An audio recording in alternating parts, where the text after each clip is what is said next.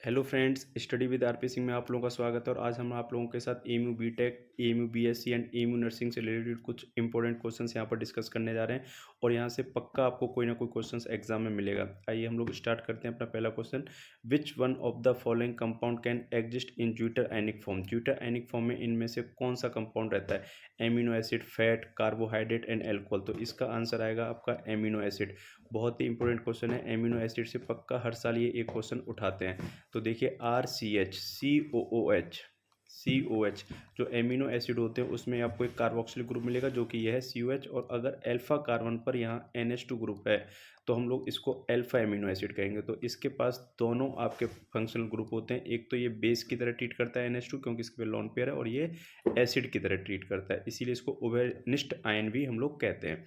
और इसी को इंग्लिश में बोला जाता है ज्यूटर आयनिक फॉर्म। चलिए, ये आपको समझ में आया।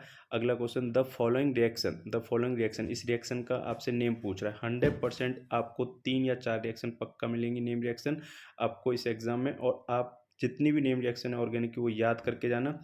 आइए हम लोग बात करते हैं कौन सी नेम रिएक्शन है। देखिए, पहला चैप्टर था एल्किल हैलाइड, उसमें एक टॉपिक हम लोगों ने पढ़ा था हैलोजन एक्सचेंज मेथड, और वहीं से ये क्वेश्चन इन्होंने उठाया। और इसका आंसर रहेगा फिंकल-स्टाइन रिएक्शन। फिंकल-स्टाइन रिएक्शन ये दे रखी है, और आपको कंफ्यूज करने के लिए फ्रैंकलाइन रिएक्शन दे रखी है।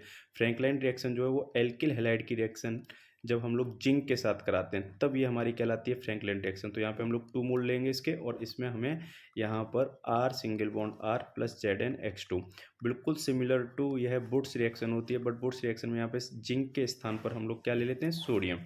और स्वार्ट्स रिएक्शन जो है ये भी आप लोगों ने पढ़ी होगी, जब यहाँ पर Br को हम लोग एल्किल हैलाइड में से Br को रिप्लेस कर देते हैं हम लोग किसके द्वारा? फ्लोरीन के द्वारा। और AgF के साथ हम लोगों ने यहाँ पर रिएक्शन करा दी, और ये दे रहा है हमें CH3F और प्लस के AgBr।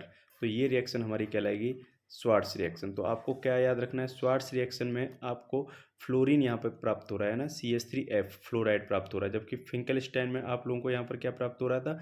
आयोडाइड। ठीक, तो ये चीज़ आपको याद रखनी है।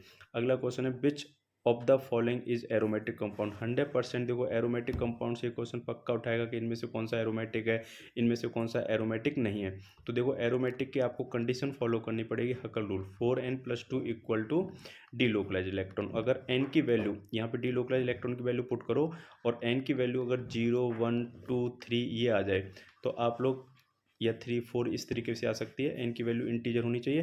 तो अगर n की वैल्यू अगर यह आती है तो हम लोग समझ जाएंगे कि ये हकल रूल को फॉलो कर रहा है। और डीलोकलाइज इलेक्ट्रॉन क्या होंगे? जो रेजोनेंस में पार्टिसिपेट करते हैं। और रेजोनेंस आप लोगों को क्लास में बहुत अच्छे तरीके से समझाया गया है। आइए समझते हैं हम लोग। देखिए, 2 इलेक्ट्रॉन तो ये हैं पाई बॉन्ड वाले जो रेजोनेंस में पार्टिसिपेट करेंगे। ऐसे ही नाइट्रोजन पर एक लोन पे 2 इलेक्ट्रॉन यहाँ से और एक ये पाई बॉन्ड 2 इलेक्ट्रॉन यहाँ से, तो टोटल नंबर ऑफ इलेक्ट्रॉन कितने हो गए? 6।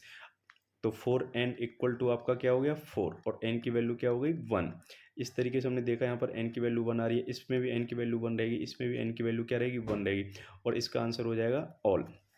अगला है, nylon 6 is obtained by the condensation of. यह क्वेश्चन आपका किससे लिया गया? पॉलीमर से। और 100% पॉलीमर से एक क्वेश्चन पक्का आएगा। आप इस चैप्टर को जरूर पढ़ के जाना, पॉलीमर को। और इसका आंसर आएगा हमारा caprolactam with water at high temperature. अगर देखिए, टरथैलिक एसिड एंड इथाइलिन ग्लाइकोल से इससे फॉर्म होता है डेक्रोन। इसको भी आप लोग याद रख के जाना। इससे क्या फॉर्म होता है? डेक्रोन। और जो आपको यहाँ लास्ट में दे रखा है, इससे आपका फिनॉल और फॉर्मल्डिहाइड से फॉर्म होता है बेकेलाइट। ये दोनों ही बहुत ही इम्पोर्टेंट हमारे पॉलीमर हैं, बेकेलाइट एंड डेक्रोन। बेकेलाइट के बारे में एक चीज़ और याद रखना, ये थर्मोसेटिंग प्लास्टिक है। थर्मोसेटिंग प्लास्टिक आपसे पूछेगा इसमें से कौन सा थर्मोसेटिंग प्लास्टिक है, तो आंसर क्या रहना आपका? बेकेलाइट। और दूसरी होती है हमारी थर्मोप्लास्टिक। थर्मोप्लास्टिक में आपका PVC आ जाएगा, पॉलीस्टाइरीन आ जाएगा, पॉलीथीन आ जाएगा। ये सभी हमारे किस में आ जाएंगे? थर्मोप्लास्टिक में। ये पॉइंट आप लोगों को याद रखना है। अगला क्वेश्चन है आपका, mention the catalyst and the reaction condition in the given reaction. देखो, फिर से अगली बार नेम रिएक्शन आई है, और ये नेम रिएक्शन है आपकी HBZ रिएक्शन। ये कार्बोक्सिलिक एसिड वाले चैप्टर में आपको मिलेगी। इसमें अल्फा हाइड्रोजन एटम होना बहुत जरूरी है, बट इसने थोड़ा सा गलत तरीके से यहाँ पर लिखा हुआ है। यहाँ पर ये 2 ऊपर लगा दिया, तो यहाँ ये हाइड्रोजन इस तरीके से, और इस हाइड्रोजन को रिप्लेस कर दिया जाता है किसके द्वारा? हैलोजन एटम के द्वारा। तो RCH और COOH, और यहाँ पर हाइड्रोजन के स्थान पर क्या आ जाएगा? X। तो यहाँ पर इसने X भी गलत कनेक्ट कर दिया, कोई बात नहीं।